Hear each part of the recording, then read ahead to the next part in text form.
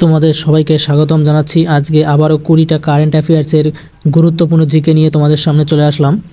প্রথম প্রশ্ন যেটা বলেছে, এটিএমএ বা অটোমোটিভ টাইপ ম্যানুফ্যাকচারার্স অ্যাসোসিয়েশন এর চেয়ারম্যান হিসাবে নিযুক্ত হলেন কে? অর্থাৎ এটিএমএ এর নতুন চেয়ারম্যান হিসাবে কে নিযুক্ত হলেন? তো এই প্রশ্নের সঠিক উত্তর হয়ে গেল এ নম্বর, অরুণ মানেন। তাহলে অরুণ মানেন হয়ে গেল এটিএম এর নতুন চেয়ারম্যান। পরের প্রশ্ন যেটা বলেছে, 1947 সাল থেকে বিতর্ক এবং কার্যধারা অ্যাক্সেস করার জন্য একটি সার্চ ইঞ্জিন চালু করলো কোন রাজ্য বিধানসভা? অর্থাৎ 1947 সাল থেকে যে বিতর্ক এবং কার্যধারার অ্যাক্সেস রয়েছে সেই অ্যাক্সেস করার জন্য একটি নতুন সার্চ ইঞ্জিন চালু করলো কোন রাজ্যের বিধানসভা? তো এই প্রশ্নের সঠিক উত্তর হয়ে গেল বি নম্বর, পাঞ্জাব। পাঞ্জাবের বিধানসভা একটি নতুন সার্চ ইঞ্জিন চালু করলো। পরের প্রশ্ন যেটা বলেছে, সম্প্রতি state biodiversity strategy and action plan প্রকাশ করলো কোন রাজ্য? অর্থাৎ সম্প্রতি state biodiversity strategy and action plan বা যেটা SBSAP, এটা তথ্য প্রকাশ করলো অরুণাচল প্রদেশ। তাহলে এ নম্বরটা হয়ে গেল সঠিক উত্তর। পরের প্রশ্ন যেটা বলেছে, শান্তি ও স্থায়িত্বের জন্য গোল্ড মার্কিউরি অ্যাওয়ার্ড 2025 জিতলেন কততম দলাই লামা? অর্থাৎ শান্তি এবং স্থায়িত্বের জন্য কততম Dalai Lama gold mercury award জিতলেন?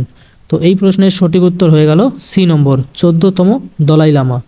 পরের প্রশ্ন যেটা বলেছে, দিল্লি ক্যাপিটালসকে পরাজিত করে দ্বিতীয়বার WPL টাইটেল জিতল কে?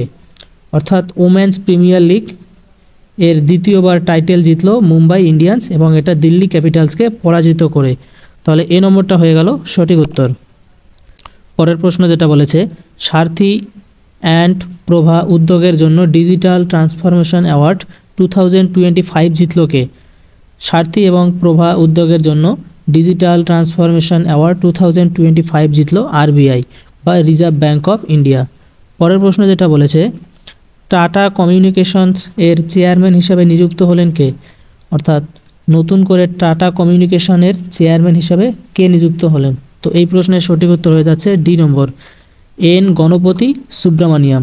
তিনি নতুন করে টাটা কমিউনিকেশনসের চেয়ারম্যান হিসাবে নিযুক্ত হলেন।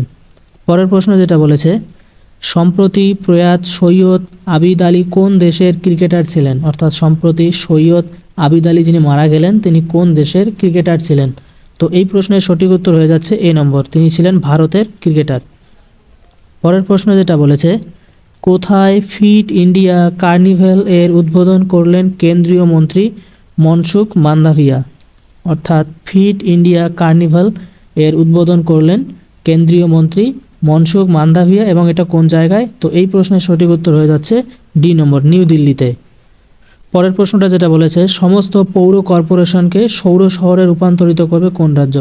অর্থাৎ সমস্ত পৌরশাসিত যে অঞ্চলগুলো বা যে এলাকাগুলো রয়েছে বা যে শহরগুলো রয়েছে সেই সমস্ত শহরকে সৌর শহরে রূপান্তরিত করবে কোন রাজ্য?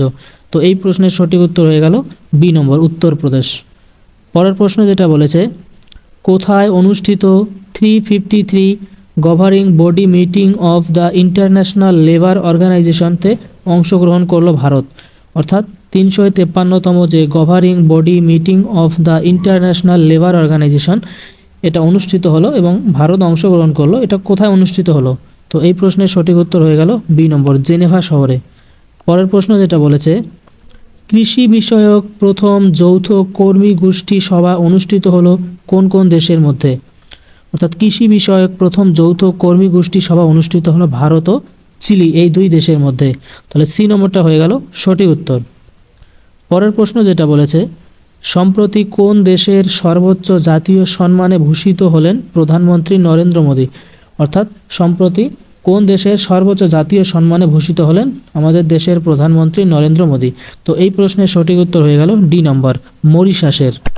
পরের প্রশ্ন যেটা বলেছে, কোথায় sci-fi infinite space data centre ক্যাম্পাসের উদ্বোধন করলেন উত্তরপ্রদেশের মুখ্যমন্ত্রী Yogi Adityanath?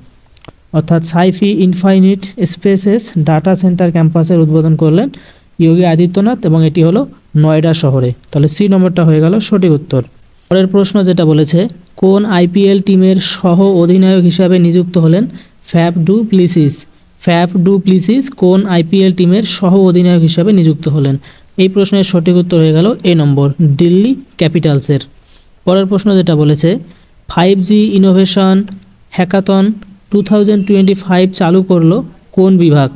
5G innovation hackathon 2025 চালু করলো টেলিযোগাযোগ বিভাগ। তাহলে এই নম্বরটা হয়ে গেল সঠিক উত্তর। পরের প্রশ্ন যেটা বলেছে প্রধানমন্ত্রী ইন্টার্নশিপ প্রকল্পের জন্য একটি মোবাইল অ্যাপ চালু করলো কোন কেন্দ্রীয় মন্ত্রী? প্রধানমন্ত্রী ইন্টার্নশিপ প্রকল্পের জন্য একটি মোবাইল অ্যাপ চালু করলো কোন কেন্দ্রীয় মন্ত্রী? এই প্রশ্নের সঠিক উত্তর হয়ে গেল সি নম্বর, শ্রীমতী নির্মলা সীতারামন। পরের প্রশ্ন যেটা বলেছে প্রায় 40 বছরের সংঘাতের অবসান ঘটাতে শান্তি চুক্তিতে সম্মত হলো কোন কোন দেশ? অর্থাৎ দীর্ঘ 40 বছর ধরে সংঘাতের অবসান ঘটাতে আর্মেনিয়া এবং আজারবাইজান শান্তি চুক্তিতে সম্মত হলো। তাহলে সি নম্বরটা হয়ে গেল সঠিক উত্তর। পরের প্রশ্ন যেটা বলেছে special Olympic world winter games 2025-এ ভারত মোট কয়টি পদক জিতেছে? স্পেশাল অলিম্পিক ওয়ার্ল্ড উইন্টার গেমসে ভারত মোট 33টি পদক জিতেছে। তাহলে সি নম্বরটা হয়ে গেল সঠিক উত্তর। পরের প্রশ্ন এবং আজকের শেষ প্রশ্ন ওয়েস্ট ইন্ডিজকে পরাজিত করে উদ্বোধনী ইন্টারন্যাশনাল মাস্টার্স লিগ বা IML 2025 চ্যাম্পিয়ন হলো কোন দেশ? অর্থাৎ ওয়েস্ট ইন্ডিজকে পরাজিত করে IML 2025 চ্যাম্পিয়ন হলো ভারত। তাহলে ডি নম্বরটা হয়ে গেল সঠিক উত্তর। এই ছিল আজকের গুরুত্বপূর্ণ 20টা কারেন্ট অ্যাফেয়ার্সের জিকে।